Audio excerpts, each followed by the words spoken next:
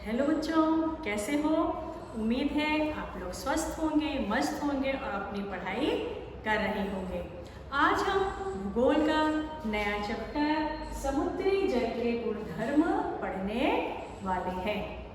आपने हमेशा सुना है कि नदी का जल कैसा होता है? मीठा होता है, परंतु समुद्र का जल कैसा होता है? खारा होता है, जिसे हम पी नहीं सकते। अभी समुद्र का जल खारा क्यों होता है? आप अभी तक पढ़ते आए हो कि समुद्र के जल में लवणों की मात्रा बहुत ज़्यादा होती है, उसमें खनिज पदार्थ बहुत अधिक पाए जाते हैं, नमक की मात्रा बहुत अधिक होती है, इसलिए समुद्री जल क्या होता है? खारा होता है। लेकिन ये समुद्री जल खारा कैसे होता है? क्यों होता है? समुद्र जो जल का इतना बड़ा विशाल संचय है, उसके जल की क्या क्या विशेषताएं हैं, क्या क्या गुणधर्म है, आज हम इस पाठ में पढ़ने वाले हैं। ठीक है। प्रशांत महासागर जल का सबसे बड़ा जल संचय है। जब भी समुद्री जल की बात होती है तो हमारे दिमाग में क्या आता है? खारा पानी। आइए समझ लेते हैं कि समुद्र का जल जो कि इतना बड़ा जल का संचय है, ये खारा क्यों होता है? आपको मालूम है, भूपृष्ठ पर बहुत से क्षार पदार्थ होते हैं और हमारी नदियों का बहता हुआ जो जल है वो अंत में कहाँ मिलता है? समुद्र में जाकर मिल जाता है। ठीक है।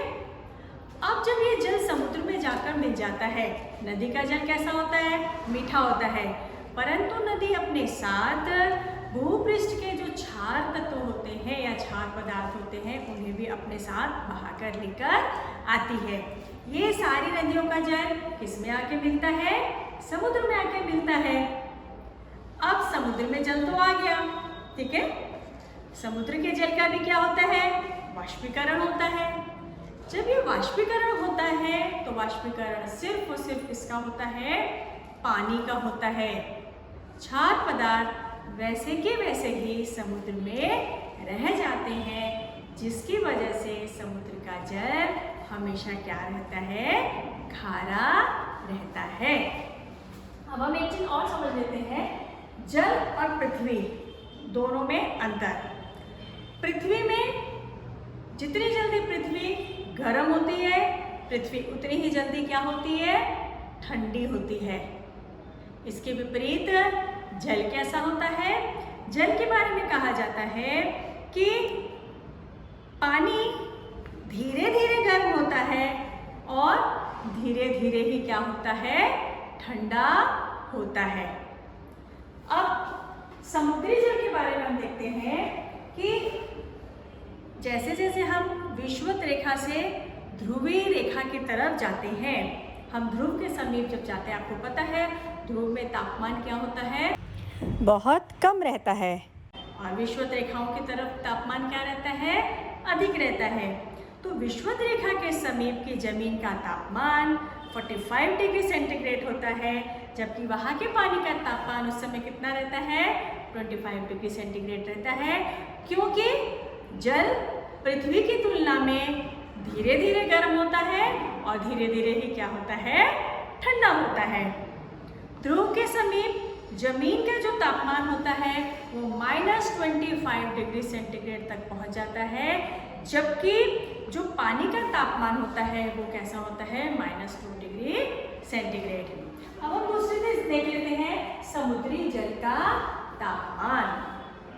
समुद्र का जो पृष्ठ भाग होता है उसमें से कुछ तो सूर्य की किरणें आती हैं और परावर्तित होकर चली जाती हैं, और जो समुद्र के पानी के अंदर किरणें जाती हैं वो भी ज़्यादा गहराई तक नहीं पहुंच पाती है। ठीक है। तो समुद्र की जितनी गहराई होगी वहाँ का तापमान उतना कम होता है, और 2000 मीटर के अंदर तो समुद्र का जो तापमान होता है, पानी का तापमान होता है, वो कांस्टेंट हो जाता है। लगभग सब जगह के समुद्र का 2000 मीटर की गहराई के नीचे पानी का तापमान कैसा रहता है? लगभग समान रहता है। फिर है समुद्री जल की क्षारता। हर जगह के समुद्रों का जो उनकी क्षारता या उनके लवणों का जो परसेंटेज रहता है वो क्या रहता है, अलग अलग रहता है और ये कई घटकों पर डिपेंडेंट रहता है। जैसे वाष्पीकरण कितना हो रहा है, मीठा जल कितना आ रहा है ना, वहाँ की जलवायु कैसी है, इस पर अभी हम आगे पाठ जैसे से पढ़ते जाएंगे। इसमें हम विस्तार से अध्ययन करेंगे कि समुद्री जल की क्षारता हर जगह अलग अलग रहती है। फिर है समुद्री जल का घनत्व। जितनी ज़्यादा क्षारता अधिक होगी उतना ही उसका क्या होगा, घनत्व होगा। जितनी क्षारता कम होगी समुद्री जल का घनत्व भी उतना क्या होगा, कम होगा। तो इसीलिए समुद्री जो जल होता है इस पर बड़े बड़े जो जहाज है वो क्या है, डूबते नहीं है, क्योंकि समुद्र का जल क्या होता है, खारा होता है, उसका घनत्व क्या होता है, ज़्यादा होता है। इसलिए समुद्री मार्ग का प्रयोग हम यातायात के लिए या सामानों के लिए या आयात निर्यात के लिए हम समुद्री मार्ग का प्रयोग करते हैं। तो चलिए अब हम पाठ की पंक्ति पढ़ते हैं और समुद्री जल के गुणधर्म क्या क्या है इनके बारे में समझने का प्रयास करते हैं। समुद्री जल के गुणधर्म। संसार में सबसे बड़ा जल संचय कौन सा है? सागरीय जल खारा क्यों होता है? हमने पिछली कक्षाओं में समुद्र के संदर्भ में ज्वार-भाटा, प्रवाह इनका अध्ययन किया। आज इस पाठ में हम समुद्री जल के गुणधर्मों पर विचार करेंगे। तो जो प्रशांत महासागर है वो संसार का सबसे बड़ा जल संचय है। और समुद्री जल या सागर का जल खारा क्यों होता है? भूपृष्ठ के क्षार पानी में घुल जाते हैं और नदियों द्वारा समुद्र में प्रवाहित होते हैं। लाखों वर्षों से यह क्रिया निरंतर हो रही है। वाष्पीभवन के कारण समुद्र के केवल पानी का वाष्प बनता है और क्षार वहीं रह जाते हैं। इसी कारण समुद्र का पानी खारा होता है। तापमान यह समुद्री जल का महत्वपूर्ण गुणधर्म है। समुद्री जल का पृष्ठीय तापमान सभी ओर समान नहीं होता। समुद्री जल के तापमान की यह भिन्नता अलग अलग जगह पर अलग अलग घटकों पर निर्भर करती है। जो यह तापमान होता है वो अक्षांश रेखाओं के अनुसार क्या होता है, बदलता रहता है। विषुवत रेखा से ध्रुव की ओर पृष्ठीय जो तापमान होता है वह क्या होता है, कम होता है। हमें पता है ध्रुवीय प्रदेश जो क्या होते हैं वो ठंडे प्रदेशों को बोलते हैं। पृष्ठीय तापमान विषुवत रेखा के समीप 25 डिग्री सेंटीग्रेड, मध्य अक्षांश रेखीय प्रदेश में 16 डिग्री सेंटीग्रेड और ध्रुवों के जो पास है वह 2 डिग्री सेंटीग्रेड तक होता है। इसके अलावा स्थान, समुद्री प्रवाह, चक्रवात, वर्षा, समुद्री लहरें, समुद्री जल की क्षारता, प्रदूषण, अभिसरण प्रवाह, ऋतु आदि विभिन्न घटकों का समुद्री जल के पृष्ठीय तापमान पर प्रभाव पड़ता है। अब हम देख लेते हैं गहराई के अनुसार समुद्री जल का तापमान कैसा रहता है। तो जैसे जैसे समुद्र सतह से नीचे हम गहराई में जाते हैं वैसे वैसे ही तापमान क्या होता जाता है, कम होता जाता है, क्योंकि सूर्य की जो किरणें हैं वो एक निश्चित गहराई तक ही उस पानी को गर्म कर पाती हैं। तो अधिक गहराई में तापमान में बहुत ज़्यादा अंतर नहीं रहता है। वैसे तो समुद्री सतह से अधिकांश सूर्य किरणें क्या हो जाती हैं, परावर्तित होती हैं, परंतु कुछ मात्रा में सूर्य किरणें समुद्री तल तक पहुंच जाती हैं। इसके फलस्वरूप बढ़ती गहराई के अनुसार सूर्य की उष्णता की तीव्रता क्या हो जाती है, कम हो जाती है, जिससे समुद्री जल के तापमान में 2000 मीटर गहराई के बाद कमी होती जाती है और 2000 मीटर गहराई के बाद समुद्री जल का तापमान सर्वत्र एक समान दिखाई पड़ता है, चाहे वो ध्रुवीय प्रदेश हो चाहे वो विषुवतीय रेखा वाला प्रदेश हो। हर जगह जो समुद्री जल का तापमान है वह 4 डिग्री सेंटीग्रेड तक रहता है। तो गहराई अनुसार समुद्री जल का तापमान साधारणतः 4 डिग्री सेंटीग्रेड तक कम होता है। इसी कारण अधिक गहराई वाला समुद्री जल कभी भी जम नहीं जाता, क्योंकि 2000 मीटर गहराई के बाद जो उसका तापमान है वो क्या हो जाता है, स्थिर हो जाता है, 4 डिग्री सेंटीग्रेड पर आकर रुक जाता है और इससे कम नहीं होता है। तो विषुवत रेखा के आसपास समुद्री जल के तापमान में गहराई के अनुसार अधिक परिवर्तन आता है, तो ध्रुवीय प्रदेश में तापमान में कम दिखाई पड़ता है। साथ ही जो भूवेष्टित समुद्र होते हैं उनकी तुलना में खुले समुद्र का तापमान क्या होता है, कम होता है। उसका कारण समझ लो, भूवेष्टित समुद्र की जो क्षारता है वो क्या है, अधिक होती है। उस समुद्री जल का तापमान खुले समुद्री जल के तापमान की अपेक्षा क्या होता है, अधिक होता है, क्योंकि उनकी क्षारता क्या होती है, अधिक होती है। अब ये क्षारता क्या होती है? समुद्री जल के पानी का स्वाद नमकीन किस कारण होता है? सागर जल के पानी में क्षार की मात्रा अधिक होने के क्या कारण है? सागर जल के क्षारों का हमें क्या उपयोग होता है? सागर जल के क्षार हमें कैसे प्राप्त हो सकते हैं? आइए अब हम ये समझते हैं। तो क्षारों के संचय के कारण समुद्री जल खारा या नमकीन होता है। अब तापमान और वाष्पीभवन की गति, मीठे जल की आपूर्ति की मात्रा, समुद्र का खुला अथवा भूवेष्टित स्वरूप, ये सभी घटक समुद्री जल की क्षारता पर प्रभाव डालते हैं। ठीक है, क्षारता के कारण क्या होता है, समुद्री जल की जो उत्प्लावकता है, उत्प्लावकता का मतलब होता है तैराव की क्षमता, वो क्या है, बढ़ जाती है, जिसका उपयोग हम यातायात के लिए करते हैं। इसलिए बड़े बड़े जो जहाज हैं इतने भारी भारी होने के बावजूद भी वह समुद्र में डूबते नहीं हैं, क्योंकि समुद्री जल के खारे होने की वजह से, उसकी क्षारता अधिक होने की वजह से जो पानी की उत्प्लावकता है वह क्षमता क्या है, बढ़ जाती है, और इसका लाभ जो है हम जल यातायात के लिए लेते हैं। साथ ही एक बात और है, यदि समुद्री जल की क्षारता निश्चित मात्रा से अधिक हो जाती है तो उस जल से जीव सृष्टि क्या हो जाती है, नष्ट हो जाती है।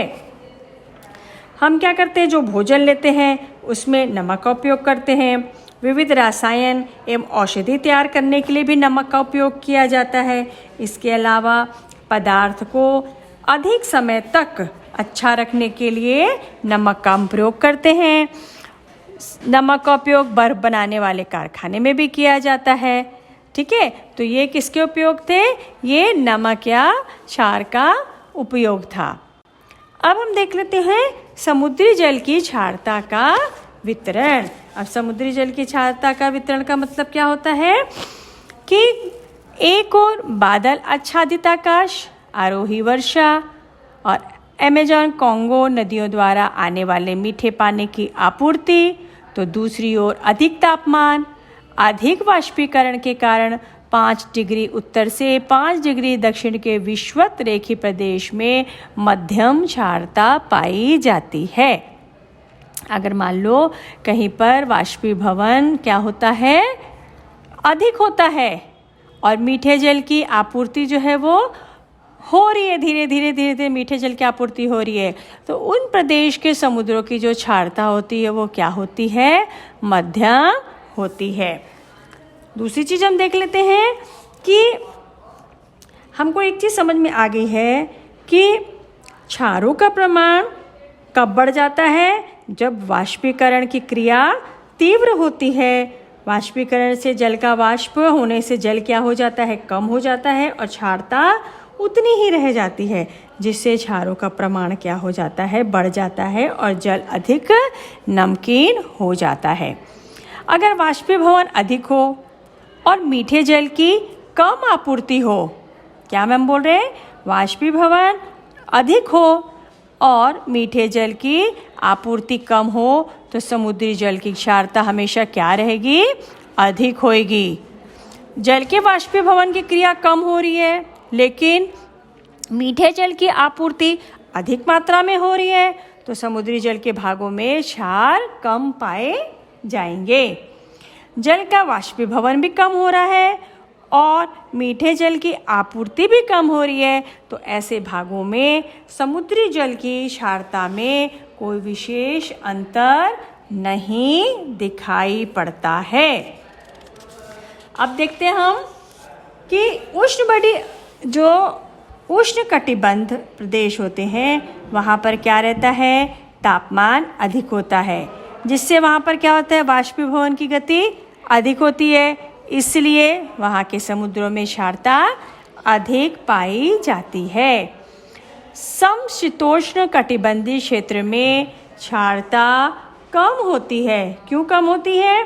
क्योंकि सूर्य किरण तिरछी पड़ती है, तापमान कम हो जाता है, और वैसे ही बर्फ पिघलने से मीठे जल की आपूर्ति अधिक होती है, इसलिए समशीतोष्ण कटिबंध में बढ़ते अक्षांशों के कारण समुद्री जल की क्षारता क्या हो जाती है, कम हो जाती है। ध्रुवीय प्रदेशों की ओर तापमान बहुत कम होता है, वाष्पीभवन की गति भी कम होती है, इस कारण वहाँ के समुद्री जल की क्षारता भी क्या होती है, कम होती है। भूवेष्टित समुद्र की क्षारता अधिक होती है, तो खुले समुद्र की क्षारता इसकी तुलना में कम दिखाई देती है, क्योंकि जो भूवेष्टित समुद्र होते हैं वहाँ वाष्पीभवन की गति अधिक होती है। वैसे ही बड़ी नदियों की ओर से आने वाले जल की आपूर्ति का अभाव भी होता है, इसलिए भूवेष्टित समुद्र तथा खुला समुद्र इन दोनों की क्षारता में भिन्नता दिखाई देती है। जैसे भूमध्य सागर की औसतन क्षारता लगभग 39% है, तो दूसरे महासागर में क्षारता का प्रमाण अधिक होने वाला अटलांटिक महासागर की औसतन क्षारता कितनी है, 35% होती है। तो अगर वाष्पीभवन की गति हमारी कम होगी तो क्या होगा, जो क्षारता है वो भी क्या होगी, कम होगी, और अगर वाष्पीभवन की गति तेज होगी तो क्षारता भी क्या होगी, वहाँ पर तेज होगी, अधिक होगी, और इसके साथ ही मीठे जल की आपूर्ति का भी प्रभाव पड़ता है। अगर सागर में मीठे जल की आपूर्ति हो रही है या बड़ी नदियाँ आकर मिल रही हैं तो वहाँ की क्षारता थोड़ी सी क्या रहेगी, कम रहेगी। अब हम देख लेते हैं समुद्री जल का घनत्व। समुद्री जल के तापमान और क्षारता, ये दो गुणधर्म समुद्री जल के घनत्व को नियंत्रित करते हैं। तापमान कम होता है तो घनत्व क्या होगा, बढ़ेगा, और क्षारता भी कम होगी तो घनत्व क्या होगा, कम होगा। फिर से देख लेते हैं, तापमान कम तो घनत्व क्या होगा, बढ़ेगा, क्षारता अगर कम है तो घनत्व क्या होगा, कम होगा। परंतु क्षारता कम होने पर भी यदि तापमान कम होता है तो घनत्व बढ़ता है। इसका मतलब तापमान और क्षारता का घनत्व पर पड़ने वाला प्रभाव 500 मीटर की गहराई पर विशेष रूप से दिखाई देता है। परंतु जब हम 1000 मीटर की गहराई के बाद तापमान, क्षारता और घनत्व को देखते हैं तो उनमें कोई विशेष परिवर्तन नहीं होता है। समुद्री प्रवाहों के कारण समुद्री जल के तापमान का क्या होता है, नियंत्रण होता है, और समुद्री प्रवाहों का प्रादेशिक जलवायु पर प्रभाव पड़ता है। तो घनत्व को हम फिर से एक बार देख लेते हैं कि तापमान कम अगर होता है तो जल का घनत्व क्या होता है, बढ़ता है। ठंडे जल का घनत्व अधिक होता है, वैसे ही अधिक क्षारता होने के कारण जल का घनत्व भी क्या होता है, अधिक होता है, और क्षारता कम होगी तो घनत्व भी क्या हो जाएगा, कम हो जाएगा। ठीक है, तो समुद्री प्रवाह की निर्मिति यह समुद्री जल के गुणधर्म की भिन्नता के कारण होती है। समुद्री प्रवाह यह वैश्विक तापमान के नियंत्रक के रूप में कार्य करते हैं। समुद्री प्रवाह से पृथ्वी पर तापमान का वितरण और नियंत्रण होता है, इसलिए प्रादेशिक जलवायु पर समुद्री प्रवाह का परिणाम होता है।